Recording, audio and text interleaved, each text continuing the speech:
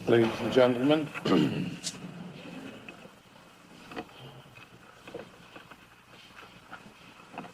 2 years ago, I had the privilege of speaking in your fair city for the first time. And I had the privilege of addressing the Catholic people on the topic, what in the name of God is happening to our Catholic Church? And a year ago, I came back and I spoke on the topic, how much more do we have to expect and do we have to take? Today, I'm no longer asking the question, what in the name of God is happening to our Catholic Church? Because it is clear to anyone by now what's happening to our Catholic Church. Neither am I asking anymore, quos quotandum, how much more do we have to take? How much more do we have to expect? Because there isn't much more to expect, because the destruction of our Catholic Church, humanly speaking, is just about accomplished. Today my topic is, are we going to become conciliar church members, or are we going to remain Catholic church members? This is the problem which every Catholic has to solve today. Conciliar or Catholic? Conciliar is a name I did not invent. It is the name which the new breed clergy, with their headquarters in Holland, and with a strong United States section at work right here, it is the name they gave themselves. One of their active tools of brainwashing is a regular publication sent mainly to priests and nuns. And I must admit that the editors of that brainwashing sheet at least have the decency not to refer to themselves any longer as Catholics. They call it information from the Conciliar Church. This is what we have to decide today. Conciliar or Catholic?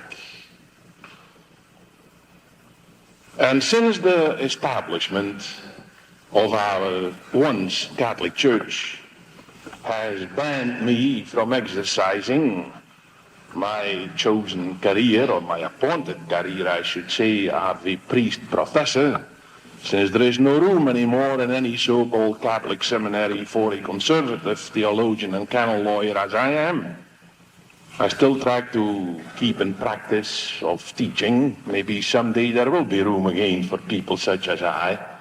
So I'm going to bother you this afternoon with a little lecture in church history. Just a matter of keeping up the practice,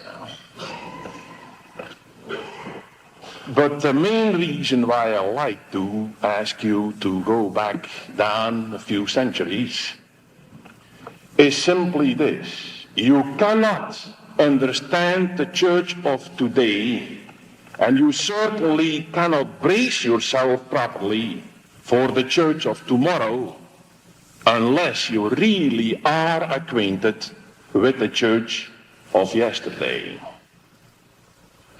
So as briefly as I can, but once I'm going and I get going, I usually take full advantage of my captive audience, as the cliche goes. At the same time, I hear there are some people here who have to catch a train, so don't feel hesitant at all if you really feel that the train is calling you. You just walk out, and if there are a few spies in the audience, as there always are, maybe they can write that up then next week in a Catholic paper that some people walked out in protest.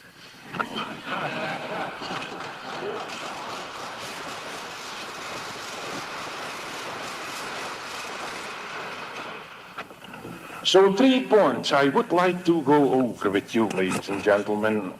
The church yesterday, the church today, and the church tomorrow. Now the church yesterday. We traditionalist Catholics, we still believe, and proudly so, that we are the only church that can trace its origin as far back as our Lord and Savior Jesus Christ, the incarnate second person of the Blessed Trinity, the only person ever to walk this earth who could say, I am the way, the truth, and the life. We also believe that he founded his one true church. We believe that his mandate still holds today. The mandate that sounded, go ye into the whole world and preach the gospel to every creature. He that believeth and is baptized shall be saved, but he that not believeth shall be condemned.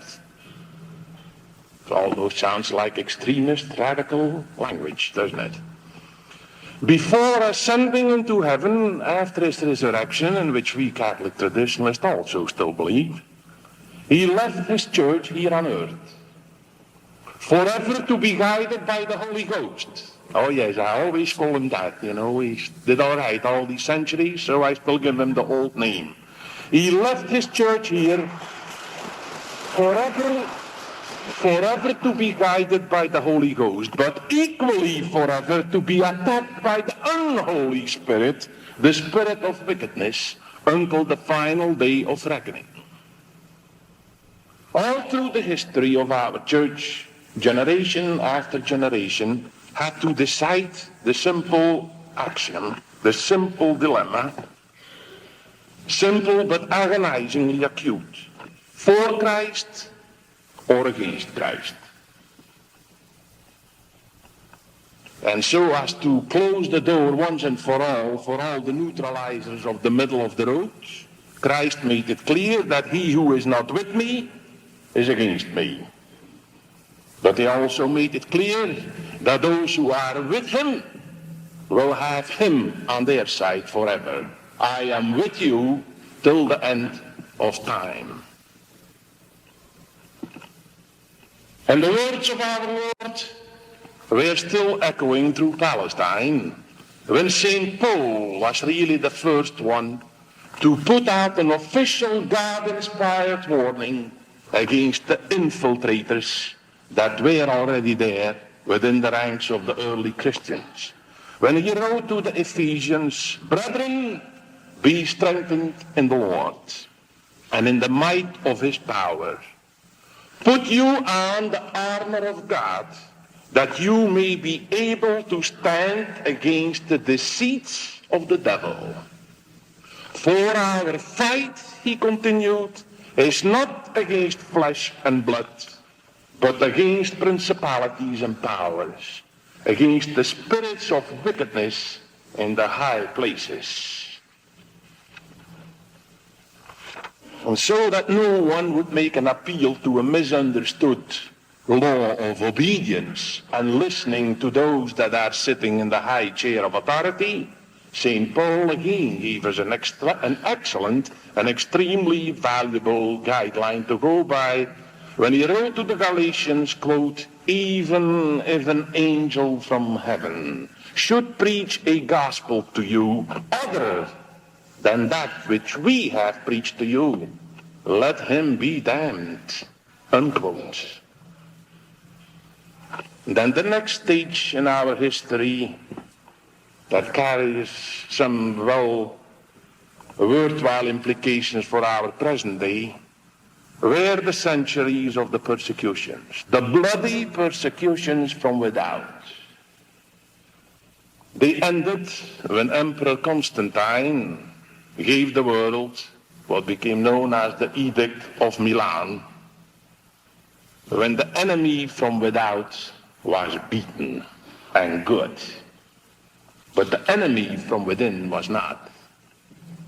And came the 4th century to bring us the first truly organized heretical schism in our church, named after a bishop, Arius. Arianism, of which the central practical idea must sound quite familiar to you today, because basically what they were selling was this, that Christ is not our God, but our brother. That the church and the world should not fight each other. That the church should open its arms and live happily forever with the powers that be of the world. And the politicians of those days joined the powers that were of the church. And we had the spectacle of the first attempt to what later on became known as aggiornamento. 80% of the bishops became apostates, and the other 20% didn't want to rock the boat. And as St. Jerome wrote later on, one morning the Christian world woke up and it was all heretical and schismatic. It was all Arian. And the Pope in those days, by the name of Pope Liberius, first kept quiet, tried to reconcile things that couldn't be reconciled, truth and error, water and fire. And then for about 3 years he even joined the apostatic bishops and closed his eyes and his heart and his conscience when the sole only voice of opposition, a man named Athanasius, stood alone and fought the powers of the establishment of his days. And it was the laity of the 4th century, the ordinary so-called layman and laywoman, together with a few priests, that saved the true traditional Catholic faith. And 3 years later, after 3 years of agony for the loyal traditional Christians of those days, Pope Liberius changed his course of action and joined whatever was left of the true traditional Christian views, the traditional Catholic faith which had been kept alive through sacrifice and through persecution by a handful of Catholic lay people and even a smaller handful of priests.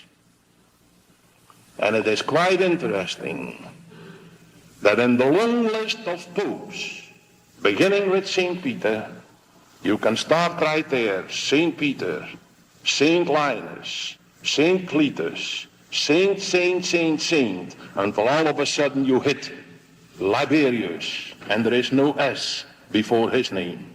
The first pope who didn't make it on the list, he didn't make it to the list of canonized popes. And it is also quite interesting that the one who was excommunicated under Pope Liberius, Athanasius, is now Saint Athanasius, doctor of the church. I heard of nice Horatio Alger, and rags to riches stories, but from excommunication to sainthood, that beats it all in my book. What is the conclusion of this, ladies and gentlemen? The conclusion is an extremely practical one, that even a pope and bishops lose their spiritual authority when they cut themselves off from the teachings of their predecessors.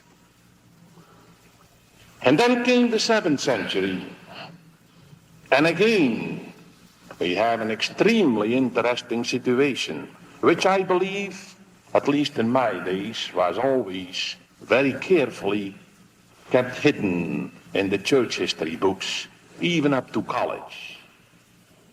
But obviously they didn't hide it during the 3 years of a postgraduate church history course which I took 20 years ago in what was then the Catholic University of Louvain. Later on I also ended up in what was then the Catholic University of America, Washington, D.C. Now in the 7th centuries we had the first temporary schism between the East and the Western Church. Between the East and the Western Church. If this microphone were in the right spot, we wouldn't have all that trouble.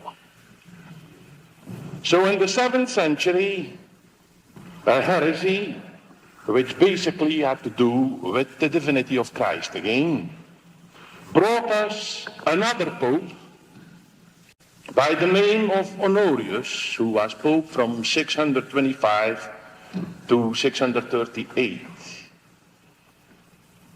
And I'll come back to that later, because the schism didn't go too far, but 40 years later, Pope Honorius I was solemnly anathematized by the Sixth Ecumenical Council of Constantinople. Unbelievable. And anathematizing a dead person, that's the negative equivalent of a canonization. And the reason was because the Pope Honorius I kept quiet when he should have spoken. He himself, the historians tell us, was not at all a heretic. He knew where the truth was, but he did nothing to stop the heretics who were destroying the church, or tried at least. Again, I guess you guessed it, Pope Honorius I never got that S before his name either. In the 11th century, we really had the big first schism, the Eastern Schism, which basically came down to this.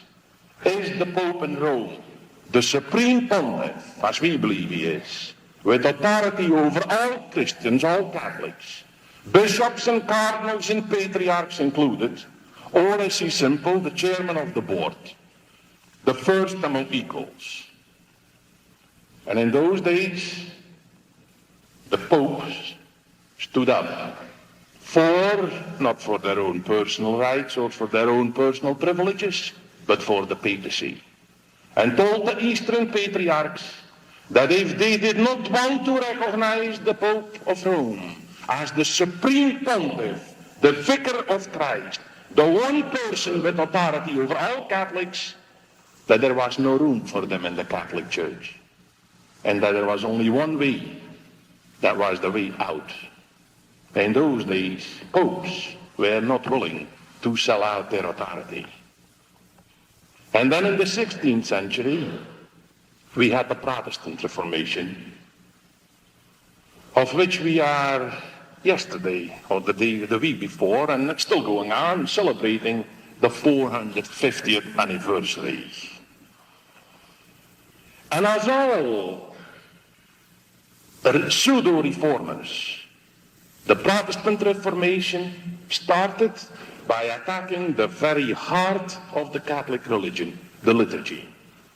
It was Cardinal Newman who once wrote, if you want to destroy a religion, destroy its central liturgy. And so that you wouldn't think that I'm giving you a biased version of the history of those days, I'll read from a magazine which is usually not too favorably inclined to what I'm doing, Time magazine. But I must admit that he gave an excellent description of what happened during the Protestant Reformation of the 16th century. And you just try to compare that to what's happening today. I'm reading here from one of my favorite magazines. At least he spelled my name right, so. That's what he said. Luther returned to Wittenberg to put into effect a spiritual reform that became the model for much of Germany.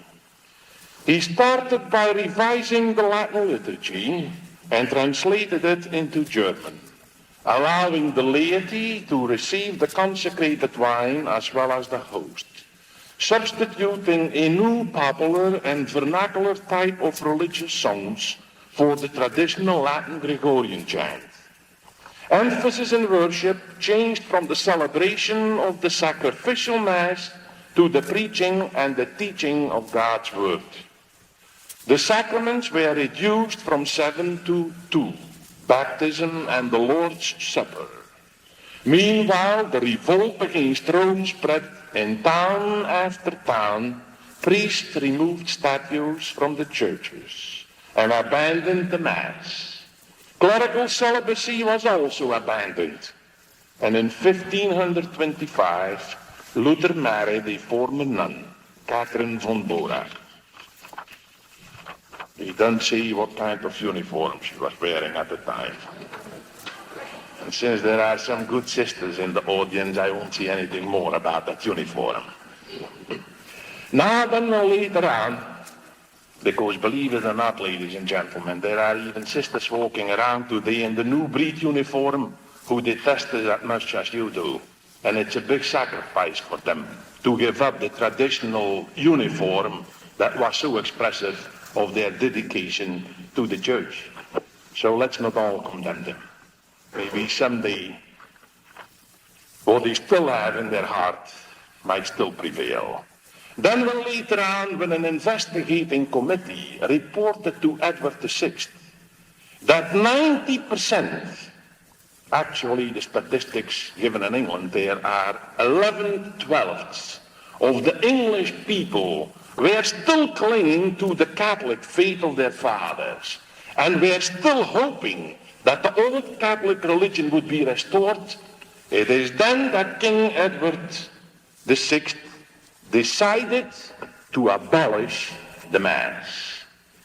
And then we have the famous decision of the King's Reformation Commission of 1547. And that is the decree, ladies and gentlemen, where the tables that are now disgracing our sanctuaries originated. Oh yes, now you new breed clergymen, they tell you that was all ordered by the Constitution on the Liturgy in the Second Vatican Council. Now, believe it or not, but I'm really not a bragging type, but if I may just say that since I was an advisor and attended the Second Vatican Council sessions, maybe I know a little more about it than your new breed clergy in the parishes that are now trying to contradict me. And while I'm not exactly a Rockefeller at this moment, I'll give them any nickel I still have left if they can show me, and I'm not from Missouri, if they can show me where in the Constitution on the Liturgy it says that our altars must be replaced with tables. It doesn't say so in the Constitution on the Liturgy. That Constitution passed in 1962. It says it in 1547, all right. Oh, yes. All altars in every church or chapel must be taken down. And instead of them, a table must be set up to move the people from the superstitions of the Popish Mass unto the right use of the Lord's Supper. The use of an altar being to sacrifice upon, and the use of a table to eat upon. Altars were erected for the sacrifice, which being now ceased, the form of an altar must cease together with it. And it still didn't go over too well with the good, believing people in Great Britain. And 5 years later, in 1552, it was necessary to enforce, and literally do so, enforce the second act of uniformity. Quote, so that the simple people may turn from the old superstition of the sacrifice of the Mass to the right use of the Lord's Supper, all altars shall be replaced with tables. The presiding minister, and that term will come back later on in my talk, the presiding minister must stand not as in the old Mass with his back to the congregation, but facing the congregation, so that the people can see. The use of all English texts must also be imposed for the same reason, to emphasize the change in the view taken of the sacraments. And all Catholic bishops but one in the mother country of Great Britain. When I served on the British command at one time during the war, we used to have a joke saying, do you know why they call Britain the mother country? And the answer was, because she is always expecting. That wasn't in my text really. That's how we got even with our British officers. And then came all, as I said, all Catholic bishops, but one went down the drain and sold out their responsibility and their beliefs, except one, and that's the only one whose name we still remember, Saint John Fisher. And then came modernism in the 19th and the early 20th century. It all started, all these things start in Europe. That's why even today, the desecration of your churches, ladies and gentlemen, it wasn't born in an American brain. That was born in the evil brain of modernistic, unbelieving theologians in Western Europe. I should know, I studied with some of them. That's why they hate me, I grow cranks. Thank God. Modernism started in 1816 with an apostate French priest named Lamennais. And here we have really the second formal attempt to aggiornamento. Again, the same chestnut they are now selling in our churches. The church should stop fighting the world, but update itself and get involved with the world. There were no pickets and riots in those days, otherwise Lamennais would have been there. In 1834, he was honest enough to make it public that he was no longer believing in the Mass, and consequently was no longer going through the motions. That brought him immediate support from some interesting friends, the Freemasons, who supported him quite comfortably and made sure that he was in a position to gather around him a lot of young clergymen who would be very comfortably kept and very well trained to wait for the day of the open attack on the church. One of the quotations there, which sound as if they are taken out of a modern-day Catholic newspaper, is, "The highest virtue today is not faith. It doesn't matter what you believe, just love." 1834. Another of his statements, all religions are basically the same, so let's all get together and form a one world religion. 1834. And Rome really works slowly, but there comes a time when a pope gets fed up with certain things. And in 1864, on December the 8th, Pius IX came up with an encyclical and a syllabus of errors condemning modernism in every form for all times to come.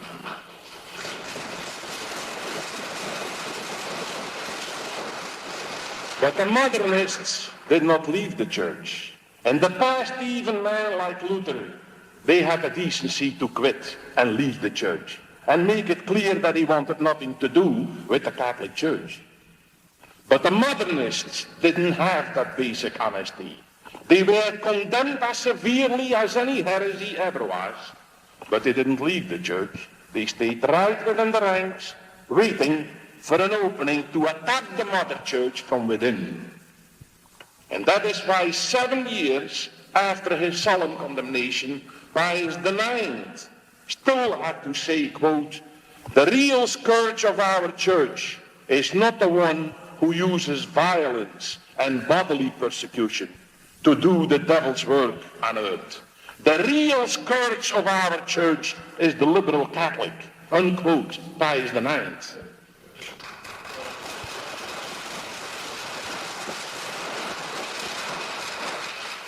Seven years later, he died, Pius IX, and was succeeded by what would be described, I guess, in today's terms, as liberal Pope Leo XIII.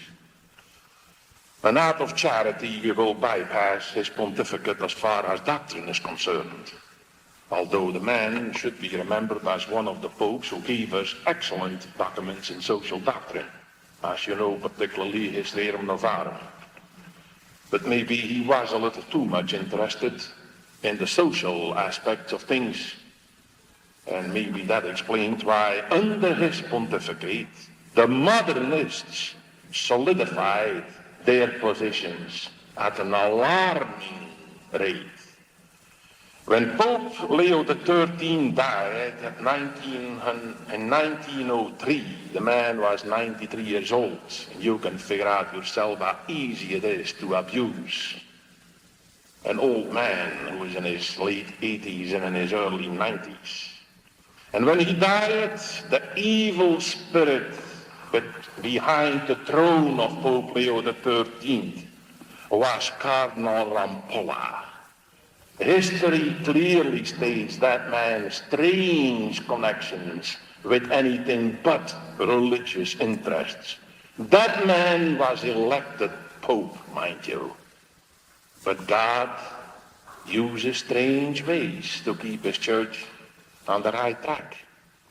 In 1903, Christ stepped in to block the election of Rampolla to become successor of Peter.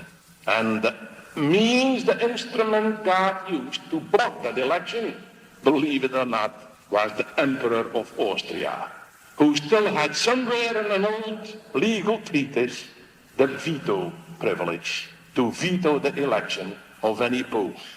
And the good, loyal, traditionalist Catholic cardinals, left with no other human means to block the election of this ungodly cardinal, the good cardinals appealed to the secular power to block the election. And the Emperor of Austria used his legal power to veto that election. The cardinals elected another pope. And obviously the Holy Ghost, who must have been on leave when they were heading in the direction of Rampolla, made sure that he took over this time in the election, and an unknown cardinal was elected, a cardinal by the name of Sarto, who became somewhat better known later on as Saint Pius X. It is he who in 1907 solemnly and even more strongly condemned modernism in terms which our present-day Catholic press tries to ignore and tries to deny. The modernists again did not leave the church. Oh no, they stayed right in and joined the same forces that had been joined before. Freemasonry within the Catholic Church was the vehicle to undermine the church from within. And then the next new movement to hit the scene, to come on the scene, was communism. 1914, St. Pius X died, and World War I had just started. He died 16 days after the beginning of World War I. In 1917, exactly 50 years ago, as you know, the Communist Revolution took place. In 1917, something maybe of even greater importance took place. The Blessed Mother of God appeared in Fatima, all in the same year. And communism, joining modern techniques and modern money to all the traditionally used tactics of the devil, started to work for his goal of world domination. And the Christians of all denominations, Catholics as well as Protestants, slept, while the enemy was not at all sleeping. In 1931, the Lenin School of Political Warfare sent out its secret instructions to its elite of workers, making it clear that in 20 or 30 years, now 30 years added to it, that would make it 61 plus, that in about 30 years, the day would come that international communism would gradually take over the entire world. Communism couldn't do that unless it destroyed religion. And it started to work immediately on our best Protestant denominations. which, with the help of Freemasonry, were infiltrated to the bone. And I have been warned not to say that in public if I know what's good for me. And that's why I'm saying it again.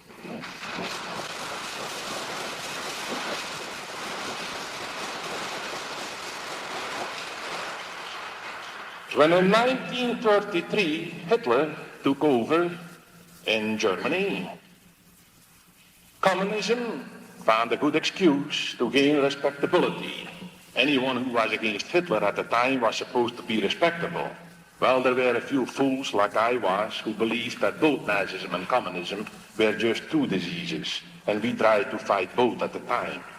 But in 1933 it became evident that the Protestant denominations had been very successfully infiltrated, but that the Roman Catholic Church was still standing there alone as the big opponent of international communistic atheism. And it is in 1933 that Moscow, its central committee there, ordered the infiltration of the Catholic Church. Because priests did not become communists, communists would now become priests.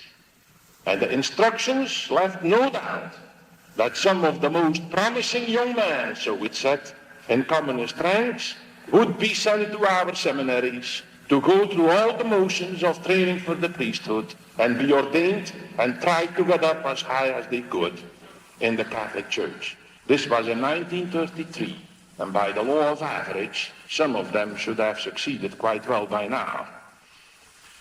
When those directives reached the Vatican, which at that time had an excellent intelligence service, it's not so good these days, they tell me, when Pius XI became aware of this infiltration plan of atheistic communism, he composed personally, he didn't use ghostwriters, he personally composed this encyclical, Divina Redemptoris, in which he condemned communism once and for all as intrinsically evil and warned the Catholic bishops of the world against infiltrators within the church.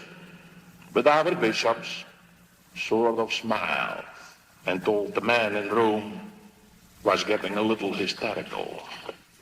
Then came World War II, and communism became a world power, with infiltration its greatest weapon. Still, quite successfully, the subversive forces continued to work to bring Catholicism down to the lowest level of the Protestant Reformation, to bring the Protestant Reformed churches down to the lowest level of the Deformation, where we have now Christian theologians advocating a God is dead theology, and by undermining all Christian denominations to create an emptiness in which atheistic communism would nicely step in someday, as the old gentleman Khrushchev told us point blank when we were dumb enough to be his host here in the United States. Total unremitting warfare until the complete globe and every soul is controlled completely by the force known as communism remains our goal today. Whether you like it or not, history is on our side, he said. We will bury you. Well, there have been others to say that before, but just to show that we are knowing what we are talking about, ladies and gentlemen. And again, when Pope Pius XII occupied the chair of St. Peter, a pope who was maybe one of the best informed supreme pontiffs ever to rule over our church.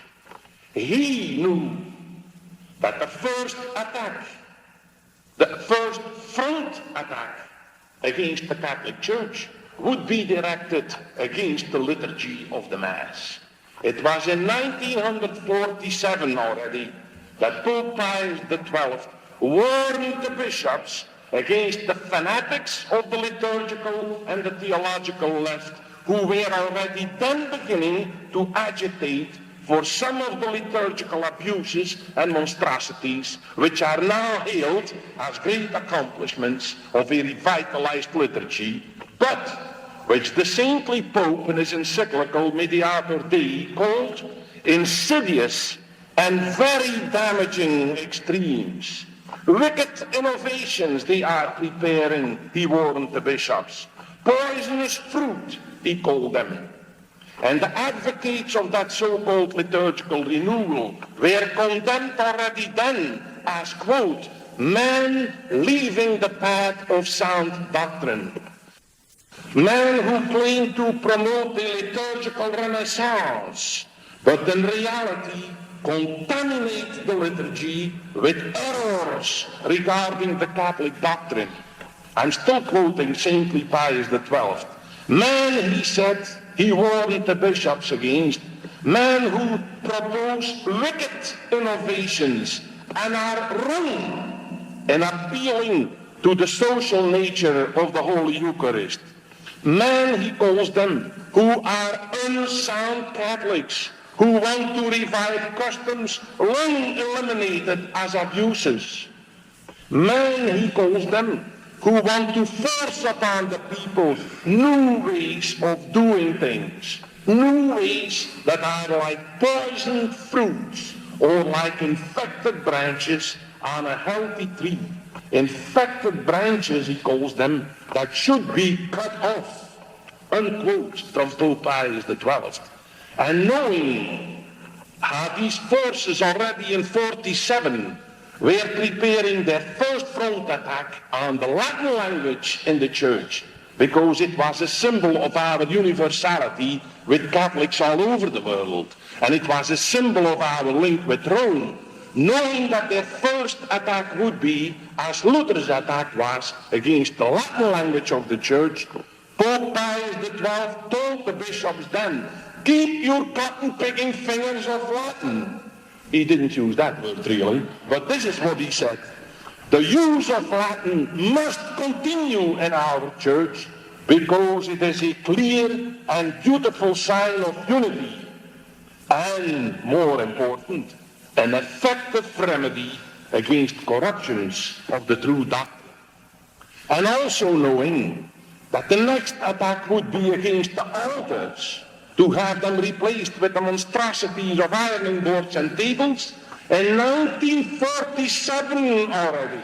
Some people think, how could this all happen overnight? It wasn't happening overnight. These modernists have prepared that for years and years. In 1947, Pius XII told the bishops, keep your altars in the churches because, quote, he wanders from the right path who wishes to restore to the altar the ancient form of a table. But our bishop didn't listen.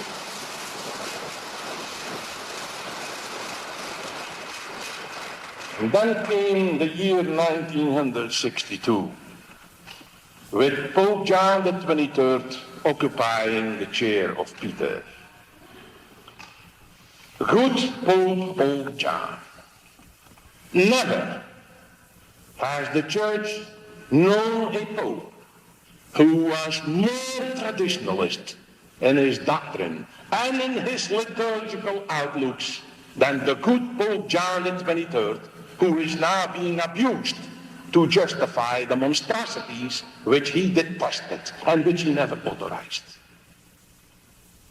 Because when good Pope John XXIII convoked the Ecumenical Council for October the 11th of that year, he was told by some of his advisors that he made a mistake in convoking a council which would not be a happy meeting of a couple of weeks, where bishops from all parts of the world would get together, exchange a few niceties, and then jointly make a declaration to the world that the Catholic Church, unchanged in its fundamental doctrines, was now willing to make a few adaptations in some non-essential external things.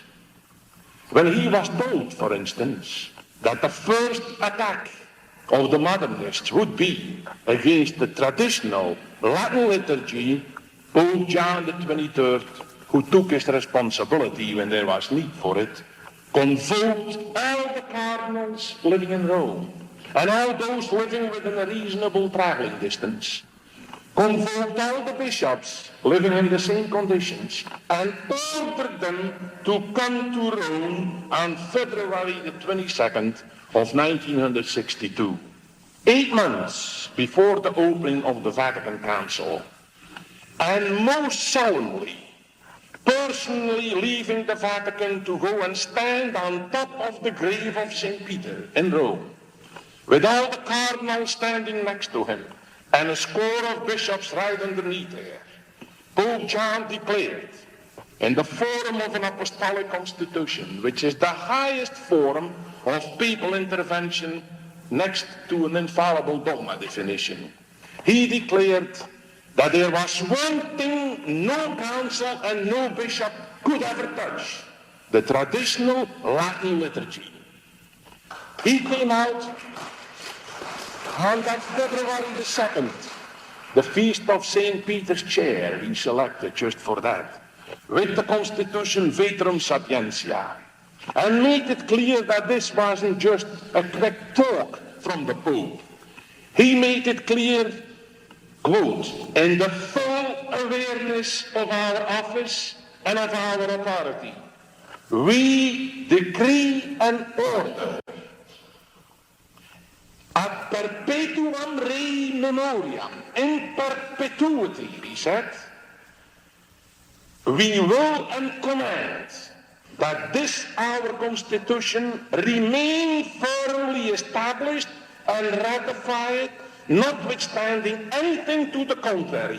And that Constitution said that Latin had to stay in the liturgy, and that the bishops had the obligation to see to it that no one under their authority works for the elimination of Latin from either the liturgy or the studies for the priesthood in our seminaries. That was 8 months before the Vatican Council opened. And the Pope made it clear that this was ad perpetuam rei memoriam, and all perpetuity. This must remain in the fullness of our authority. We make this decision, he said, and he made it quite clear why. Quote from good old Pope John the 23rd, a universal religion needs a universal language. Where are our bishops today?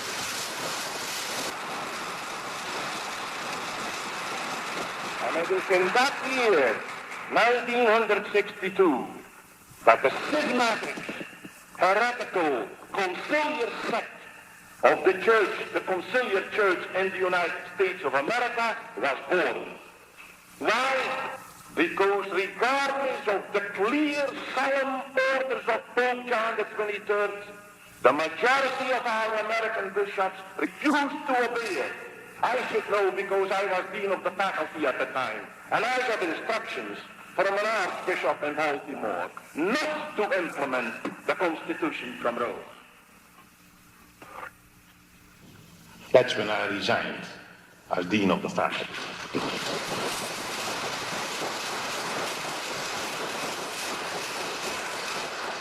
And it is that day that the majority of our bishops automatically excommunicated themselves from our Roman Catholic Church.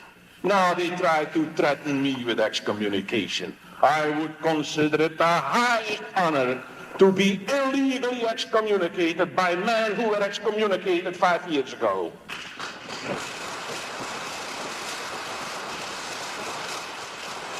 Well, because the instructions they sent out to people such as I was in that position was, pay no attention to that old, I won't quote it, what they called good old Pope John.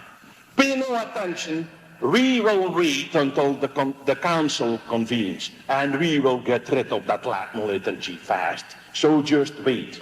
Now, ladies and gentlemen, if we are still living in a church that believes in its code of canon law, and if you believe Pope Paul VI, then we still do, then Canon 2332 of our Code of Canon Law makes it so clear where the she-hands and the diadems and the codies are since 1962. Quote, each and every one of whatsoever position or rank, whether king, bishop, or cardinal, who appeals from the laws decrees or mandates of the reigning Roman pontiff to an ecumenical council is suspected of heresy and incurs automatic excommunication, unquote.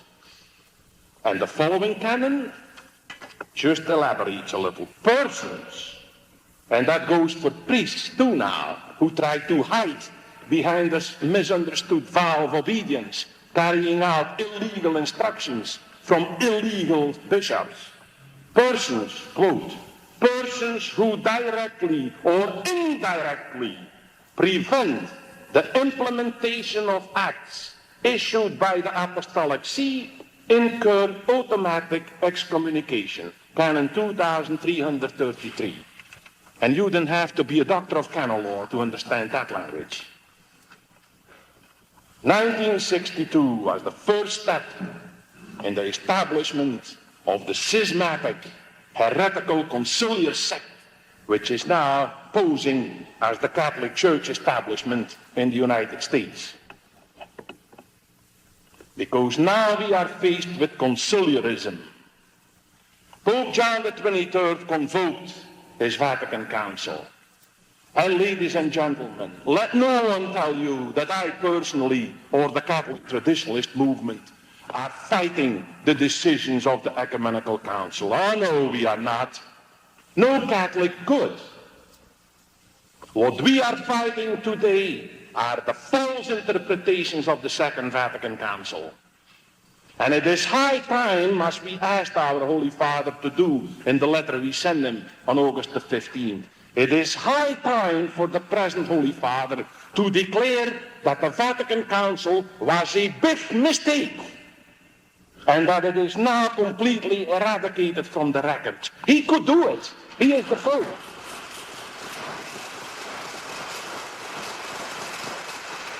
And it isn't just to the credit of that good Pope John the 23rd, but it is even more so to the credit of the Holy Ghost, that Pope John the 23rd made it crystal clear from the very beginning when he convoked that council, and I should know I heard him say it. Yes, he said it in Latin, but I still understand a little Latin. He made it clear that unlike all previous ecumenical councils, the Second Vatican Council was to be not a doctrinal council, but a pastoral one, leaving the door open for any subsequent pope to just say, basta, and that's Italian vernacular.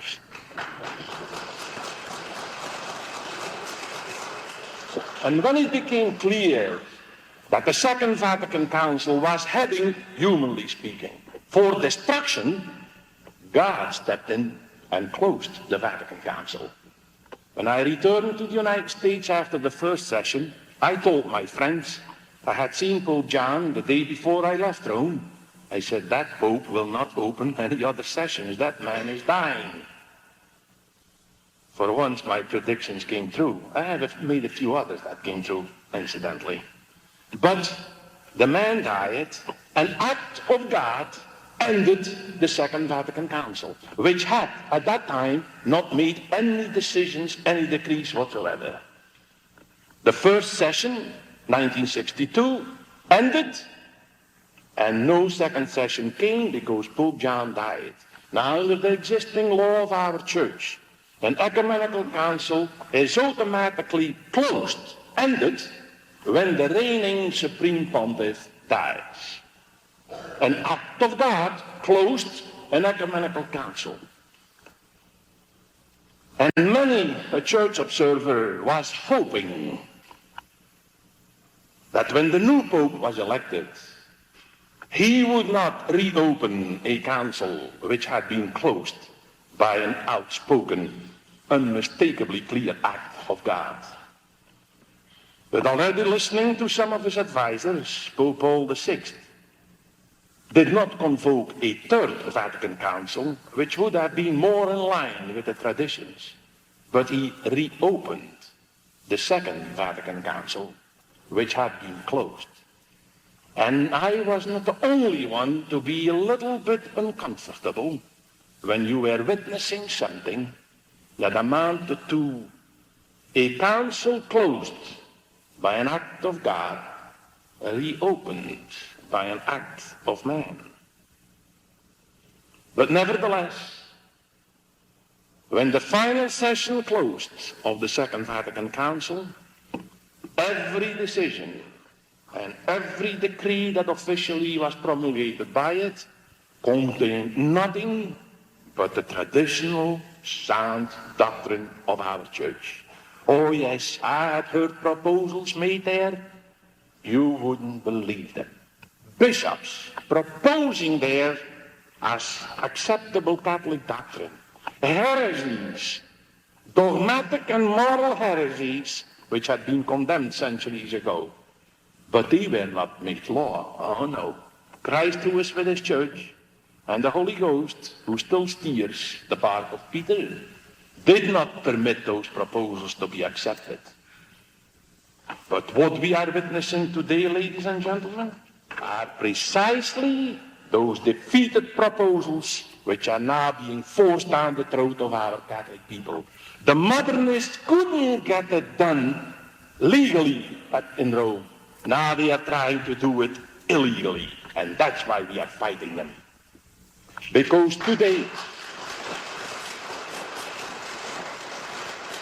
we have the exact carbon copy of the situation St. Pius X described in 1903, where he made it clear that the promoters of error today are not found among our declared enemies. The promoters of error today are found in the very ranks of our own church. Today we are witnessing exactly that same situation. We are also witnessing the very thing which was predicted in Fatima in 1917. And I could see why Pope is not exactly making that public, but I don't pretend to have the whole text of that message of our Blessed Mother in Fatima, but the text I received in Rome has a few paragraphs in there which are still very much of interest. It was predicted then, and it is happening now. A time of severe trial is coming for the church. Not today nor tomorrow, the Blessed Mother said in 1917, but in the second half of the 20th century. Humanity will not develop as God desires it. Mankind will become sacrilegious and trample underfoot the gift it has received. No longer will order reign anywhere. Even in the highest places, the Blessed Mother predicted, Satan will reign and direct the course of things. He will even succeed in infiltrating into the highest positions in the church. Cardinals will oppose cardinals, and bishops will oppose bishops. Satan will enter into their very midst. The church will be obscured, and all the world will be thrown into confusion. It takes the Mother of God to give us such a description, ladies and gentlemen. And that is why we wrote to the Holy Father, not attacking the Pope as the false brethren of the so-called conservative Catholic press have tried to make its readers believe. We didn't attack the Pope in our letter to him. There isn't a priest in the whole world who has more loyalty and more affection to the present Pope than I do.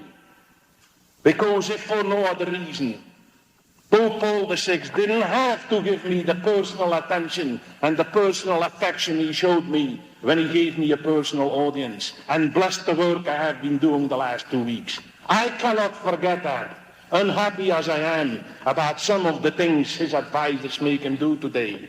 What we asked the Holy Father in my letter of August the 15th, and if you are interested in the full text, just leave your name and we'll gladly send you a copy. We asked the Holy Father to please be a pope, to act like a pope, to stand on his own 2 feet and give us loyal traditionalist Catholics the satisfaction of being able once more to say, Rome has spoken and all Catholics will obey.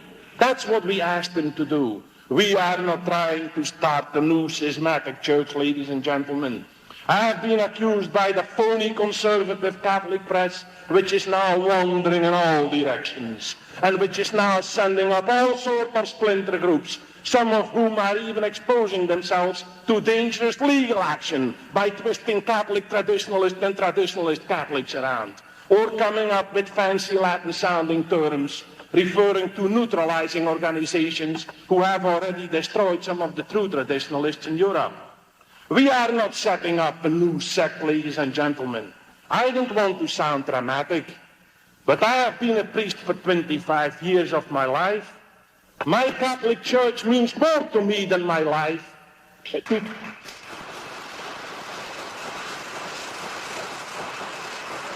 To say that I'm now leaving the Catholic Church makes less sense than to say that I'm committing suicide this evening. No, ladies and gentlemen, I couldn't leave the Catholic Church even if I tried. It's too much in me. I haven't been training priests for the last 15 years because I had to do it. I could have made a very comfortable living like the rest of my family has done. I didn't become a priest to dodge the draft. I served 4 years in the war.